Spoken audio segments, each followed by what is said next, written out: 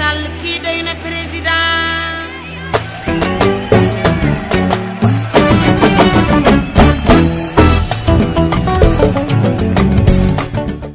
doo ko wax moo woo gars yi ñu regroupé gendarme fii xoolal gars yi ñu fële. Nous allons faire votre président. Il va gagner. Ça, c'est pour que le président, grâce à ce gouvernement, à Diourbel. Merci.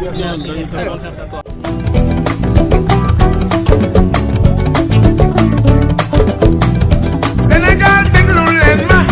mag lu ko jógloo wax loo ko seen bébét leen mu sotti ndax waa jigéen doon seen gis naa ko Macky lañ koy woowe Sall ngaari ngeen président ngeen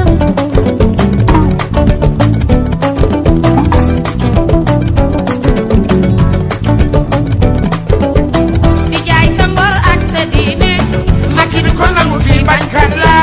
ci yoon wu metti la jaare jomama ko bëgg kii bay Fall la li tax mu doy ma ci réew mi Sall ngaari ngeen président ngeen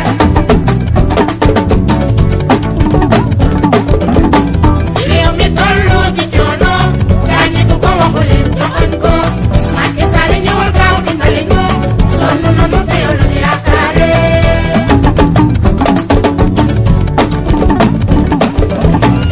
waa Sénégal Macky ngi nii alhamdulilah yàlla ko indi lu waay di laaloo booba duy la amul Macky Sall mi mat na président Macky ngi nii kii mooy président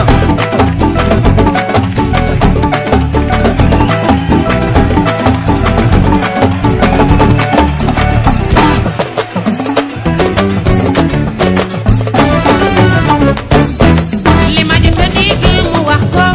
nee nañu ànd dekkal ngor li néew gi doole yi nekk moom la bëgg xeex ki daal mooy gor Sénégal coow li jeex na Sall ngaari ngeen président ngeen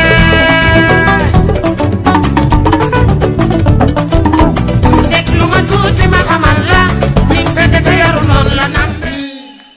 de m'avoir investi de votre confiance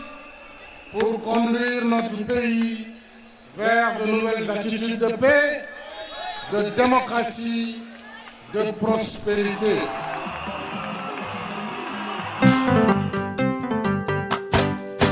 alpulaar yi ak séeréer yi déglu leen ma tey laa leen di woyal président Macky Sall Sénégal jóg leen yëngu Sénégal jóg leen taxaw Macky Sall mu ajaak ma ci mbokk bu ko neexee lëf leen bilaay Macky am na ndam alpulaar yee jóg leen taxaw séeréer jóg leen yëngu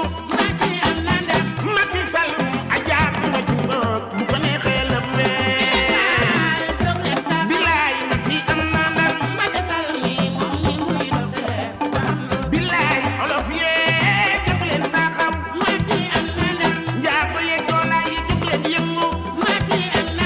Macky Sall mu ajaak ma ci mbokk bu ko neexee lëf leen góor Marème Faye moo sabet Sénégal déglu leen ma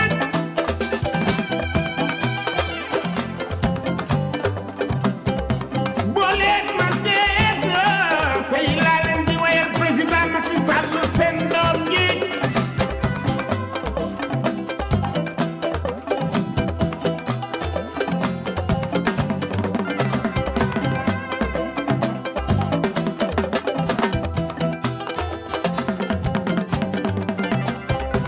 président Macky Sall aja Aujourd'hui ñu ngi Diourbel ci meeting élection présidentielle 2019 donc ñu am benn mouvement bu tudd Macky rek ak Kokki donc di nekk mouvement un mouvement citoyen donc di œuvrer vraiment pour le développement tout d'abord de Diourbel suñu localité parce que ñun Diourbel rek la ñu am ak aussi en général pour le développement du Sénégal. En fait, c'est-à-dire ñun suñu rôle ça consiste à rendre visite donc aux mécontents ñi nga xam ne dañu mer am lu leen naqari ci régime bi ci parti bi donc ñu dem waxtaan ak ñoom ak ñi nekk ci yeneen i parti waxtaan ak ñoom vraiment fexe nuñ leen indee donc à la cause pour ñu adhérer à la cause parce que ku nekk xam na ni vraiment Macky Sall ak loo ko bañ-bañ donc da ngay xam ni am na vision mi ngi liggéey ñun à Diourbel déjà ñun Diourbel moom xawma kan mooy wax de mais sérieusement ñun waa Diourbel waruñ ci bokk. li may dolli rek ci li Abdoulaye Ndiaye wax léegi parce que mooy xanaa sant yàlla ci mobilisation bu exceptionnelle bi ñu réservé le président Macky Sall waa Diourbel def ko defuñu ko parce que daf leen neex wala leneen mais dañ ko def parce que dañ ko war a delloon njukkal parce que defe naa bi ñu am ne indépendance ba léegi ñi ngi soog a gis bu ñu waxalee yàlla rek xam ne ñi ngi soog a gis président boo xam ne accordé na autant d'importance région wu Diourbel ak département Diourbel région Diourbel kenn mënu ci génnee Touba Ila Touba bi gis nañ importance bi muy jox en termes de revalorisation de la ville te defe naa dëkk la bu am importance ci Sénégal waxuma la ak ci communauté mouride. surtout rawatina waa Kër Cheikh parce que ñun Kër Cheikh bi ñu juddoo ba fi ñu toll tey benn tali lañ mas a am bañ nañ ko ba bu ñu doon wax sax dañ doon wax naan maa ngi dem tali ba mais Diourbel léegi Kër Cheikh yëpp Kër Cheikh am na ouverture donc tali yi bëri na donc projet yi bëri na muy Diourbel di Kaolack aussi noonu donc fépp ay chantier la donc tali yi vraiment éclairage public et tout donc loolu daf ko réaliser en 7 ans ci benn mandat donc ñu ni au lieu ñuy indiwaat keneen donc ñu nekk fii ay reddition des comptes ak ay nangam mais nañu may Macky mu eggale ay chantier am may ko beneen mandat pour 5 ans mu eggale ay chantier keneen bu ñëwee eggale. man li may wax bépp Diourbellois à commencer par les Kër Cheikh waa ñi dëkk Kër Cheikh encore une fois am nañ ay acquis yoo xam ne mësuñu ko am bañ juddee ba tey donc depuis plus de 50 ans benn tali la Kër Cheikh Massa am benn tali urbanisation Kër Cheikh mais looloo taxoon mënul gaaw contrairement ak yeneen quartiers yi ah Macky ñëw na indi na Ila Touba man tey fi ñu toll nii man en tant que Diourbellois amoureux de Diourbel de la région de Diourbel man bu ma neexee tey ma ñëw basé wu Diourbel am samay activité Dakar parce que trajet bi lan laa koy def 1h15 maximum 1h20 maa ngi croisement Cambérène loolu innovation la loolu c'est à saluer même les détracteurs de l'actuel régime wax dëgg yàlla loolu war nañ ko rafetlu très sincèrement et un peu partout foo dem dans l'intérieur du pays parce que ñun suñu liggéey ñun on se déplace beaucoup très souvent. loolu weesoo ñu gis réalisation yi ñu def ay tali ay projets yi formation jeunes yi par 3FP gis importance bi nga xam ne moom la comment dirais-je bourse sociale yi di def loolu yëpp boo ko xoolee gis ne le président au lieu mu am court wala moyen terme vision mais vision à long terme la def parce que mi ngi am programme PSE bu mu tàllal sur 35 ans loolu defe naa bu demee 7 ans rek un peu le 5e jàll ñu gis réalisation yi mu fi def ci benn mandat mu réaliser lu nga xam ne benn président mosu ko def en 2 mandats kooku dañuy am yaakaar ni yeneen beneen mandat bi mu war a soxla nii muy son élection au soir du 24 février 2019 loolu defe naa dina gën a consolider ancrage yu action président bi ci mébét yi mu bëgg te li gën a tax loolu mooy jeunesse bi muy góor muy jigéen muy mag ñi muy ndaw ñi ku ci nekk yaa ngi gis ci action bi secteur bi nga nekk yaa ngi gis sa bopp ci comment dirais-je réalisation yi mu def ak macha allah l'accueil a été exceptionnel mais Diourbel encore une fois defuñu lu dul delloo ko njukkal parce qu'il le mérite amplement muy man muy sama morom yi ma àndal amu ci kenn ku nga xam ne mës nga sol t-shirt di jàppale candidat mu mën a doon xëj na daan nañ politique xëj na parfois du ñu gis lu ñu ko jaral mais mësuñu gis lu ñu jaral ñu sol suñu t-shirt créer suñu mouvement Macky rek gisuñu jaral ñu ko mosoon jaral avant te léegi incha allah dinañ ci sonn dinañ mouiller le maillot pour qu'au soir du 24 février incha allah Macky am son deuxième mandat dès le premier tour incha allah. Voilà Diourbel yëpp génn nañ nag ñu ngi leen ci sant di leen gërëm peut-être sama voix tuuti na ci mais bu ko maire bi waxee Dame Diop wax ko Aminata Tall wax ko responsable yi wax ko kon day rafet rek xëy na ñu baamtuwaat ko rafetlu nañ bu baax mobilisation bi macha allah Macky rek mouvement Macky rek aussi kenn ak ay xaritam ay xareem ay magam ay ouvrier vraiment ñoom tamit ñi ngi leen di sant di leen gërëm parce que ñi ngi commencé mobilisation bi depuis l'entrée de la ville de Diourbel toppaat ko ba ci stade bi. mais fu ne mën nga faa xëy dem replier waat ñëwaat Diourbel wala nga ñëwaat Dakar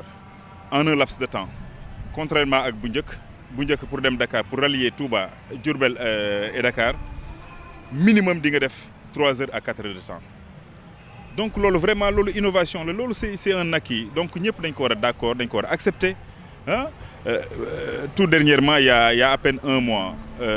en fait, j'ai assisté à l'inauguration de la gare des gros porteurs à Diamniadio. Mais bi ma fa demee j'étais impressionné, j'étais même ébahi. Xam nga projet yi bëri na à Kaolack, le port de Kaolack, donc dragage du port de Kaolack. Loolu je pense que loolu aussi ñëpp dañ ko war a saluer. Dañ ko war a saluer Promoville. gis nañ liggéey bi muy def Kaolack parce que man une partie de moi Kaolack waa Kaolack la à Ndorong gis nañ vraiment tali yi parce que bu njëkk da nga fa doon gis tali yoo xam ni 5 ans maximum durée de vie am 3 ans la à 5 ans mais léegi tali yi ñu fa def actuellement nii bi ma demee vraiment j'étais vraiment impressionné tali yoo xam ni donc ay dal lay nekk ay pavé lépp pavage la ay tali carreau la au moins nga xam ni dina mën a préserver chaussée bi tali yooyu dina mën a yàgg. yooyu c'est des efforts à saluer un peu partout à Kaolack da ngay xool tali éclairage public yi lépp kii la comment dirais-je éclairage kii la comment dirais-je solaire lépp solaire la un peu partout fépp leer lamp yi dëkk bi leer Diourbel aussi noonu tali yi bëri na vraiment voies yi ubbeeku na ah donc vraiment ñuy ñaanal Macky Sall deuxième mandat pour que au moins mu mën a egg la réalisation. li ñu ci dolli mooy bu weesoo réalisation yi nga xam ni def na ko mais sur le plan économique et social bu ñu fàttalikoo rek candidat wu Sénégal yi élection présidentielle bu mosee am li ñuy def mooy di digaate dinaa wàññi ceeb bi dinaa wàññi suukar dinaa wàññi saabu bi dinaa wàññi dund bi mais campagne 2019 bi amul benn candidat buy wax ay dinaa wàññi dund bi parce que simplement dund bi dafa wàññeeku mais loolu dañ ci war a bàyyi xel kan moo mas a toog 7 ans yu nga xam ne déggul njëgu denrée de première nécessité yokku amul mosul am régime yi passé par at lañ doon yokku bu pétrole bi yokkul ceeb dina yokku wala ciment yokku yoo nga xam ne dafay jéggi dayoo mais état bi nga xam ne nag góorgóorlu lañ ba mën a maîtriser coût yi moo xam dañ koy subventionné moo xam yan pexe la ñu def mais en tout cas nit ñi ñi ngi def ay économie yu baax di def ay hausse ci salaire yi di yokk retraite mag ñi mais loolu vraiment lu waaye mën a critiquer quand même mën nga d'accordal nit ki ni ko lii mu def baax na xëy na lii mën nañ ko améliorer te comme ci réduction donc du niveau de vie des Sénégalais parce que man parfois je me dis que nit ñi dañuy gaaw a fàtte parce que 2012 yàggul 2012 kañ ngeen gëj a dégg rek ñu naan ay carburant dafa manqué wala gaz dafa manqué gaz bi jar 2800 xaw ma 2800 2900 mais gaz boobu demoon na fi ba 5000 francs te da nga ko dul gis ñaata yoon lañ toog di am ay problème mu carburant ñu naan carburant amut ah waxuma sax ay hausse des prix mais am na ci yenn produits yoo xam ni wala yenn denrées yoo xam ni da nga ko dul woon gis doo ko woon gis ah kilo suukar 2012 faites la comparaison entre 2012 et 2019 sucre huile ceeb saaku ceeb demoon na ba ay 25000 léegi saaku ceeb boo amee 15000 am saaku ceeb ah vraiment dafa am yoo xam ne vraiment en tant que citoyen nit wax dëgg yàlla maanaam waxuma la critiquer mais waroo toog sax maanaam toog seetaan sax waru la ñun suñu mouvement bi c'est un mouvement citoyen à 100%. te comme gis nañu ne kii yi mu def baax na même buñ koy attaqué duñ ko attaqué jamais ci bilan am il est temps que nit ñi yeewu bàyyi ñu leen di nax bàyyi ñu leen di dugal ci seen xel yu nga xam ne ay chimère la yu teguwul fenn loolu moo tax encore une fois ñu ngi woo ñëpp pour ñu jàppale président Macky Sall ma àggale deuxième mandat ndax ngir yàlla pétrole bi ñu gisagus néew mu mën a ndëgg sërëx yi ci am ak piège yi ci am yëpp mu mën ñoo koo dindil avant muy dem. peut-être que am na coloration politique parce que xool nañ ci candidat yi fi nekk yëpp maanaam ki ci gën a wér wala boog ak ki ci def ñu gis wax dëgg yàlla mooy kii fi yàlla teg mooy Macky Sall très sincèrement le président Macky Sall franchement donc il a fait ses preuves en 7 ans réalisé na loo xam ni wax dëgg yàlla ku ne jéem na waaye mosoo ko mën a réaliser bi ci mujj pont Sénégal bi bii parfois c'est détracteurs ñi maanaam ñi nga xam dañuy compte pour contenir rek boo waxee ñun la waa pont bi Gambie moo ko moom yoonu Sénégal nekku ci ankay yoonu Sénégal nekk na ci ah ñun bu ñu doon dem Casamance Ziguinchor boo fa daan dem mais parfois da nga daan fanaan ci bac bi ah parfois nga def 24 heures pour accéder pour egg Ziguinchor semaine passée la ñu jógee Ziguinchor 3 minutes la ñu traversé pont bi 3 minutes la ñu traversé pont bi mais loolu wax dëgg yàlla loolu c'est à saluer loolu c'est à saluer donc man daal vraiment loolu laay wax donc di remercier aussi les leaders politiques donc qui en fait qui sont à Diourbel donc commencé ko par suñu koñ muy Dame Diop Omar Samba donc ak ñi ñu àndal vraiment ñoo ngi leen di gërëm ay Mbenda Gueye suñu sœur vraiment gis nañ liggéey bu rëy bi ñuy def donc ñun ak ñoom dañuy liggéey en toute complicité donc amul animosité parce que ñun on vient en complémentarité ci seen liggéey xam nga parce que militants yu maire la ñu dem waxtaan ak ñoom ñi nekk ci yeneen parti la ñuy jëm wax ak ñoom barki démb dem nañ marché Ndoumbé Diop tase nañ ak def nañ rencontre ak commerçant yi waxtaan nañ ñoom ñu wax ñu li leen naqari wax ñu seen i vraiment li ñu bëgg donc voilà donc ñu rapporté ko à la base donc defe naa ñun suñu liggéey loolu la quoi donc voilà ñu ngi leen di gërëm di leen sant di ñaan au soir du 24 vraiment yàlla may ndam Macky Sall waaw Macky rek. incha allah parce que kenn xamu ko nag mieux que lui ci candidat yëpp ñu ngi leen di sant leen gërëm bu baax di ñaan ñëpp ñu seerewaat rang yi élection yi ñëpp teel a jóg dem teel a voté toog déglu résultats yi incha allah sécurité dina am ci dëkk bi parce que on a quand même un état responsable et un état fort.